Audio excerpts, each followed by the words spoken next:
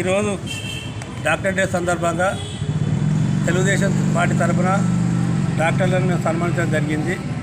మా నాయకుడు 1997లో ఈ గట్కేసరి కమ్యూనిటీ హాల్ని ఆ రోజు ఆంధ్రప్రదేశ్ ముఖ్యమంత్రి ఉమ్మడి ఆంధ్రప్రదేశ్ ముఖ్యమంత్రి ఉన్నప్పుడు హాస్పిటల్ ఓపెన్ చేసిండు.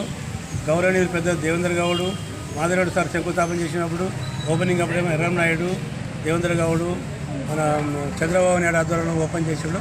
ఆయన జ్ఞాపకార్థంగా ఇవాళ డాక్టర్ డే సందర్భంగా అందరు జనాలు మర్చిపోతారు కాబట్టి చంద్రబాబు నాయుడు ఓపెన్ చేసిన హాస్పిటల్ని ఆయన చేసినందుకు అందరికి యాద ఉండాలని చెప్పి ఈరోజు డాక్టర్ డే సందర్భంగా ఈరోజు డాక్టర్లను సన్మానించడం జరిగింది. ఎందుకంటే డాక్టర్లు అంటే మహా సేవ చేసి వృత్తి అది.